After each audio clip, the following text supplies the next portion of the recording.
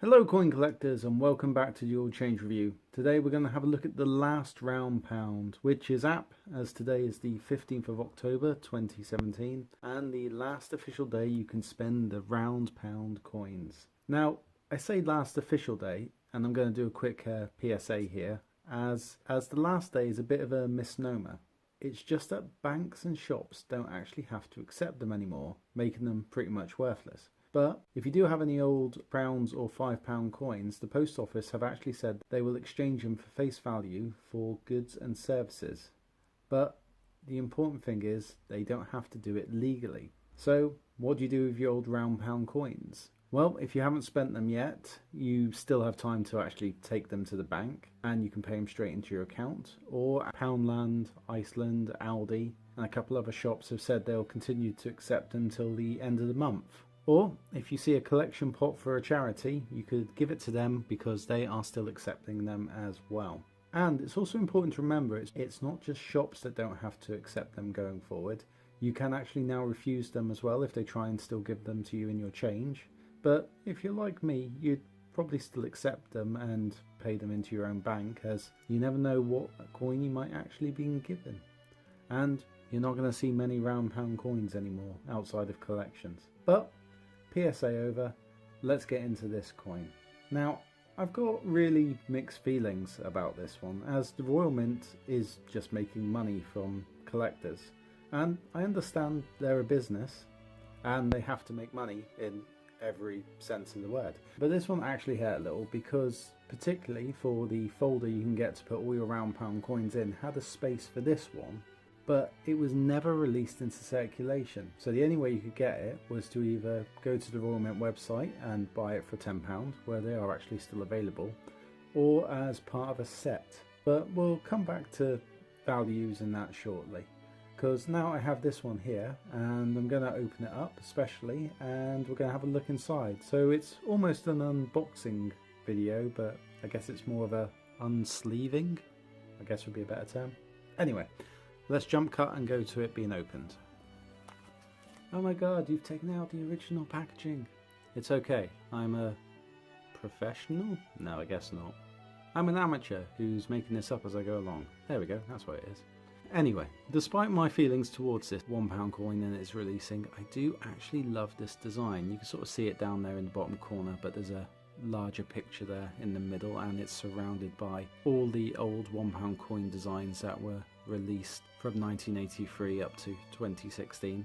And it was actually designed by Gregory Cameron, a bishop of the Anglican Church, who's a coin collector himself and also into heraldic design, and has been for most of his life. And this actual design was put forward for the new 12-sided £1 coin. But of course he didn't win, but they actually liked it so much they decided to use it on the last round pound coin. And you can see here it says the last round pound 2016 UK £1 Brilliant Uncirculated coin. Treasure for life. Trademark. Now I'm going to open it up.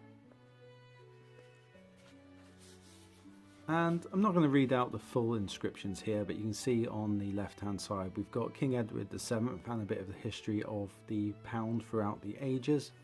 And then on the right here we've got Queen Elizabeth II as she appeared on the £1 banknotes, and a bit about the introduction of the £1 coin.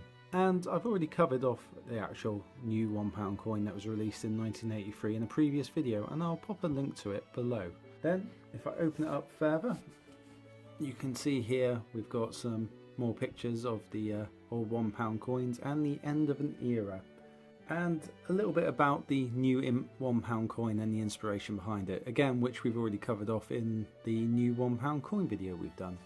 Then we've got a quote from Gregory himself and the front of the last round pound. Then coming over to this side, you can see we've got quite a large and detailed image of the round pound coin, which is actually quite nice to have, and then a little bio of the bishop himself. Now I'm going to use this larger picture here just to point out a couple of bits on the original design, because Gregory actually admitted the original design he submitted only took about 20 minutes to do. And when he was told he'd won, he actually went back and spent 2 days reworking the design. Apparently, there was a bit of discussion on what the correct heraldic beast would be for Northern Ireland, as he originally had drawn an Irish elk, but was advised a stag would be more appropriate for the coin. And he also admitted that the design of the lion and stag are just meant to actually be stylized versions of the real things, but the stag did actually give him a bit of trouble.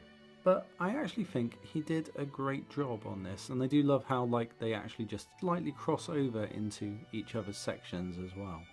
And also, I'd actually prefer to see this design on the new 12-sided £1 coin, but that's just my opinion. Now, putting it back into the packet, we're going to touch quickly on the value, as we won't actually know the mintage figure for these until next year, as the annual statements come out from the Royal Mint. But they're still selling on the Royal Mint website in these packets, actually for £10 each. But what's really weird is there's a lot of them also being sold online, also in this very same packet, on certain auction websites. And looking at the last few of these sold, they've actually been selling for an average of £14.38, which is just a bit odd that you can actually get them directly for a cheaper price. But the question is, will these prices hold?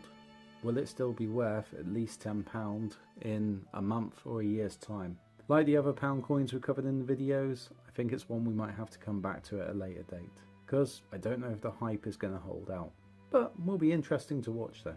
That aside, as we come to the end of today's All Change review, what do you think of this coin and design? Have you got one in your collection? Let us know in the comment section below, and if you found today's video informative, why not give us a thumbs up? But until next time, coin collectors, thanks for watching and keep collecting. Bye!